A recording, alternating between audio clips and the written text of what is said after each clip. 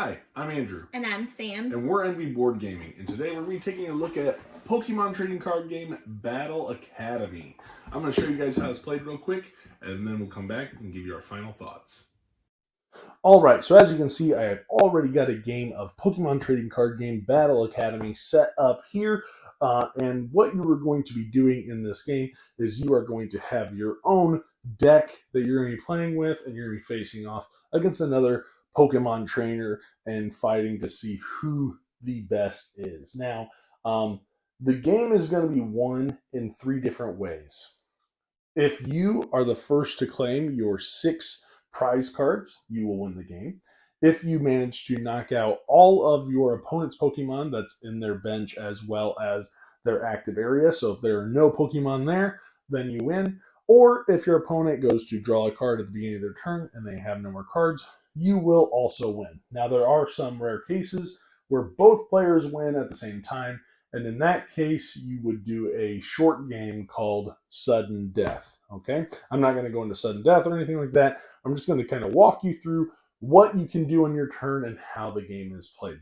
So when you start off, each player is going to get 7 Pokemon cards. I have 6 here because what you're going to do is you are going to look through your hand and you are going to look for a basic Pokemon and play them face down here in your active spot. And your opponent's going to do the same thing. And you can also play any number of basic Pokemon in your bench here, and you'll also play those face down before you officially start the game. Once you have chosen to do that, players are then going to reveal you're going to figure out who's going to go first as well. So you're going to have this little coin here, and you're essentially going to be flipping heads or tails. So I can say heads, and if it flips heads, that means I get to go first. Okay? So after that's done, everybody is going to flip up their face down Pokemon. So as you can see, this is going to be our starting match, and you will also flip over the basic Pokemon that you have on your bench. Now, on your turn, every turn is going to have the same format, but you're going to have some options based on what you can do. So at the beginning of every single turn, you are going to draw a card into your hand, all right? And so every turn is going to have 3 steps. You're going to have drawing a card. Then you're going to have a number of actions that you can do in any order that you would like.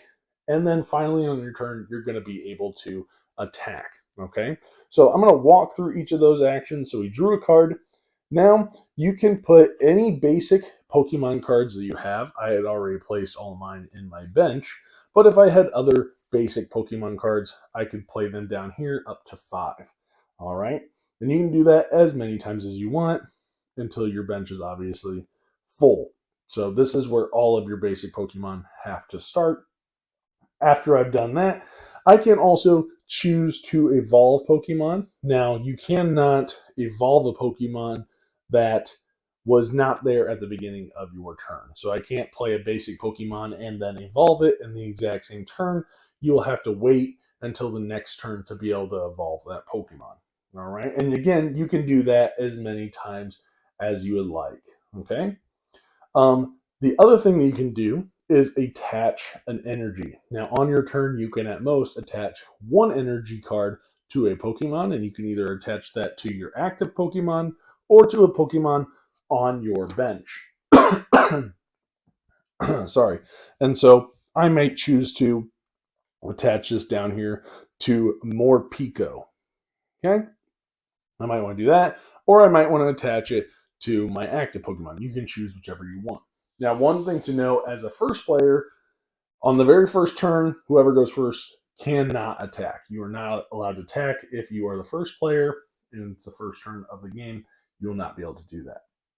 Okay, so you get to attach 1 energy card from your hand to a Pokemon once per turn.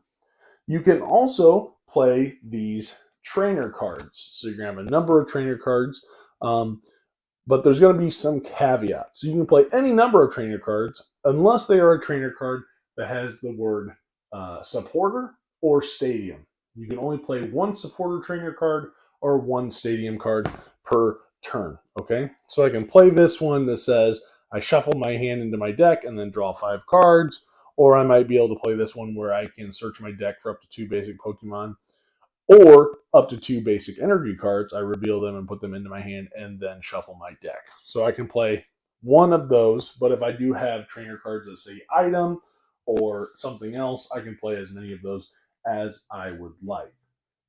All right. Another thing that you can do on your turn is going to be retreat. So every Pokemon, if you're active, the Pokemon that is going to be retreating has to be your active Pokemon, obviously. And so what you have to do is you have to look at what their retreat value is. So right here on the card, it says retreat, and it's going to show you how much energy it costs to retreat. You would have to discard that number of energy from that Pokemon into your discard pile, and then you can return it to your bench and bring out another one as your active Pokemon. If you don't have the energy to retreat, then obviously you cannot retreat. And the final action that you're going to be able to do is called use abilities. Now, these are all level 1 Pokemon that come in this box. So none of them have abilities, but if they did, they would be right here on the active card, or you can activate them if they're active or on your bench. All right, and they'll tell you, they'll be in red letters, it will say ability. And so long as you meet those conditions, it'll have very specific instructions on what you need to do in order to activate that ability. But you can activate abilities on active or bench Pokemon, or both, so long as you just follow the instructions for those. So you can do any of those actions in any order. Just remember, some are limited with the energy that you can only attach one, or the specific trainer cards that you can only play one of. So then, let's say it's been a couple turns and I've been able to put out some energy. So let's say I had an energy attached to Shinx here. And it was my next turn and I was able to attack. I'll just kind of show you how attacking is going to work. So for each of your attacks, you're going to be required to have a certain amount of energy. And it'll have to be a certain type. So for Shinx, he is a lightning Pokemon, so you got to have lightning energy. But then you're also going to see some of these are going to have these little silver stars. Those are essentially a wild energy. So it doesn't have to be a lightning energy. It could be any kind of energy. Doesn't matter. This symbol just means any kind of energy.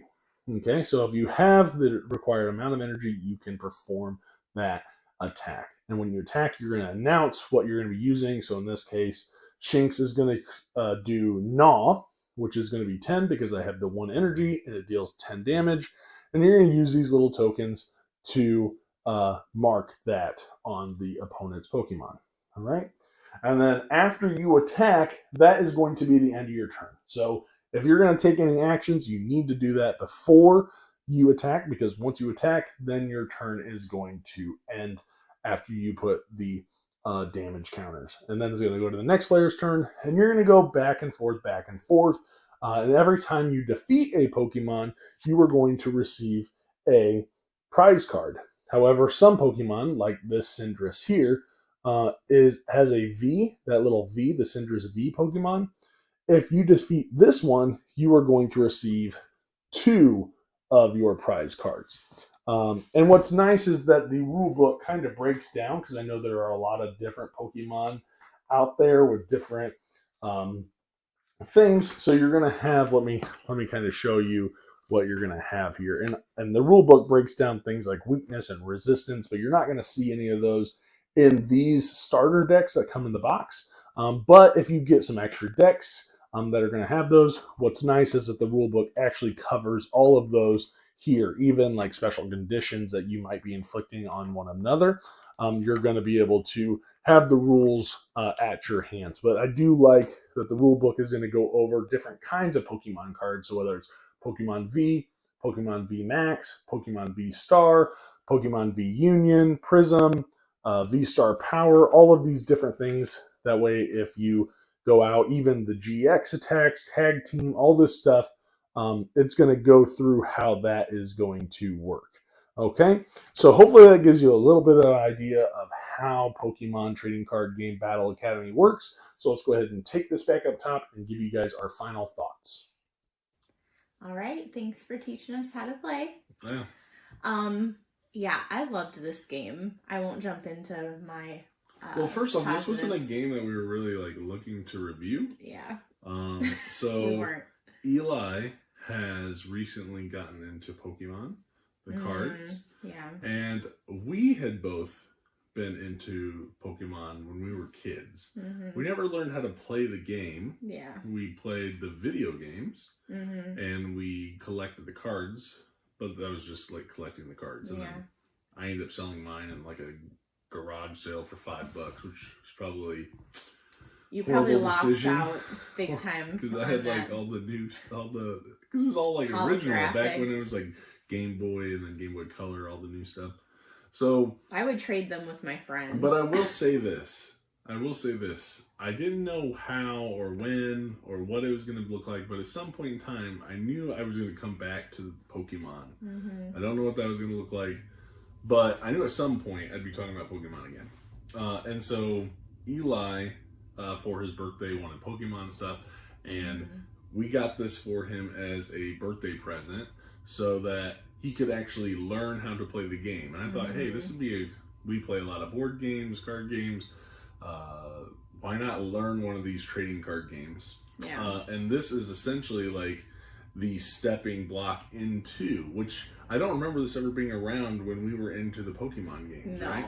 And so I thought like, hey, this would be interesting to actually learn how to play the game, teach him how to play a game, instead of just collecting the cards, actually using them, maybe building decks, that kind of stuff. So we got it for him for his birthday, but then we ended up playing it quite a bit, just the two of us. Yeah. So not one we thought we'd be doing, but I thought it'd be interesting to take a look at these. Yeah, I had no idea we would actually like. I don't see a lot of videos like of this kind of stuff being covered, so I thought it'd be fun to do. Yeah. So let's talk about positives. What did you like about the game? Well, I liked that it was easy to learn. I mean, and it brought back a lot of nostalgia for me. Fun to play. Yeah, but for me it was nostalgic, you know, and I thought it was a very like fun game to play, very like relaxed, and I mean it's meant for 6 and up, so it is very like easy to learn, but I think it's just a game that is like lighthearted, and even though it's like a fighting game, it's very lighthearted, and I think it's cute. You know, you get to play the different Pokemon, and like it actually teaches you how to play the correct way. So I thought that was really cool because, like you said, we never learned how to officially play the game, you know. Right. Yeah, I'll agree. It was very nostalgic for me as well. I actually thought it was really cool that they had something like this. Like this has the little levels here, and I always see like the Pokemon cards, and now I see all kinds of things. I'm like, how does that chime in, and how do you incorporate all this stuff? And I really like that the rule reference book they have has all of those different kinds of cards. So if you want to go out and buy different packs and create your own deck, they actually have the rules for all of those packs. Like it's not just kind of like I'm left to figure it out on my own.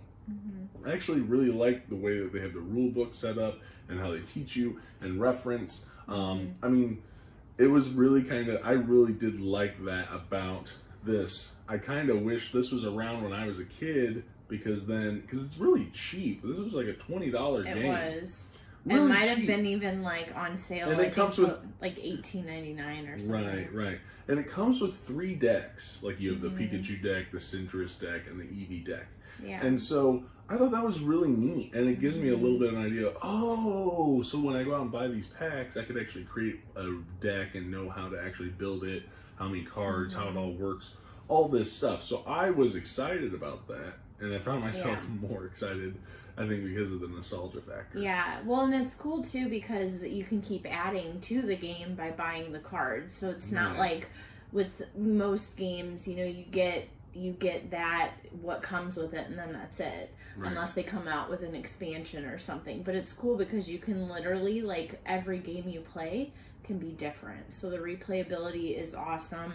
I think this is an absolutely great game for kids, even like, you know, young kids, teenagers, even like as an adult. If you liked Pokemon growing up, like, I think you would love this game. Like, I really did not. I was like, oh yeah, I liked Pokemon growing up, but I didn't know I would enjoy it as much as I did. Yeah, this does make me want to, before I was into the trading cards, like collecting them and playing the games. Now that I'm more into the board game kind of world, card game world, not that I want to jump into this money sink of buying hundreds and thousands of cards, but I wouldn't mind buying some different decks, because they have decks that you can just buy, and depending on what complexity you want, you can get some more that might have different, like status effects, like poison, weakness, all this stuff that you can get and kind of look into. And I would be okay with getting like those decks, like those pre-made decks, and playing with them. Well, it's nice because we can get them for Eli, and then we just play with them. That's true. So I'm excited for Christmas. Yeah, exactly. But anyway, so a lot of really good positives, easy to jump into. Like if you're thinking about if your kids are getting into Pokemon, I think this is a great way to be able to say, hey, other than just collecting these cards, you can actually play a game with them. Like, let's see how it works, kind of thing. How about negatives? Do you have any negatives for the game? I think for me, maybe just a few of the decks, I thought they had maybe too many duplicates of cards, and I wish that they would have had maybe more variety to the decks, but that would be like the only negative I had. And I would assume that they probably have so many duplicates just because they're trying to keep it easier. That would be my assumption. I could be wrong. But yeah, I think like all of them, not like one of them feels more stronger than the others. I think they could all easily beat each other. There's no balance issues there depending on what deck you play. The EV1 is a little bit more advanced, but not really that much, to be honest. I mean, it is for 6 and up. The one thing is that in this box, other than the cards, the component quality is quite low. The little tokens, damage tokens, are paper thin. Honestly, if this is something that he's going to get into and that we get into, I would probably get some like Etsy made tokens and upgrade the game a little bit. Get some actual play mats now that you know how it works, kind of stuff. And yeah, be able to do that. So the components aren't that great, but as far as jumping in and learning how to actually play the Pokemon trading card game, I think this is fantastic. I think this is great. I wish they would have had this 25 years ago. I know, me too. And so let's go ahead and jump into our final score. What would you give the Pokemon trading card game Battle Academy? I would give it probably like an 8.5. I really liked it. Really? Yeah. So we're going to go into Pokemon now? Maybe. Okay. I'm going to try to just protect my wallet from that, just because it makes me a little nervous. Wow, so 8.5, that's pretty high. Yeah. For me, it is a little light, and I'm cautious of falling into that TCG world, so I'm trying to be careful there. It is really light. The components are, not that great. I'm going to give it a 7.5, but I feel like that's a really, really good score, actually. I feel like that's really, really, really good. And it's something I'm excited to explore with our son, and being able to, we literally have played this a lot since I'm usually not a fighting game type person, but I feel like this, I accepted it more because it's Pokemon, so I'm like, if I lose, it's okay. But I'm a big fan of kids games, and kids games that adults can also enjoy. So that's why I like this. Yeah, so I think this is good. For $20, you can't really. That's pretty good. No. It is really good. You get it at Target, Amazon, whatever. Really nice, super great. If you're interested in the Pokemon trading card game, or if your kids are, I would say this is worth picking up to try out, see if it's something they're interested in. Unless you're just looking to collect cards and save them to resell them, whatever. I would actually prefer to play with them now, I think. And so that's just me. But yeah, so that's going to be our thoughts on Pokemon trading card game. Are there any trading card games out there that you collected or that you're nostalgic but never actually learned how to play the game that you wouldn't mind learning now? Yeah. I did the same thing, I think, with Yu-Gi-Oh, but I actually did end up learning how to play Yu-Gi-Oh. That'd be one to look into. I didn't get maybe at into some point. Yu-Gi-Oh. That was pretty sweet. But yeah, what were some games that maybe you just like collected the trading cards game, but you didn't actually play the game? So I'm curious. Let us know in the comments. But until next time, please like, comment, subscribe, and click the little bell icon to get notification whenever we post a video. And we'll see you guys on the next one. See you later. Bye. Gotta catch 'em all. You could have did that. Pokemon! You could have did that. You can leave that in. It's you and me. Pokemon! Gotta catch 'em all. You could have did that. Pokemon! It's you and me.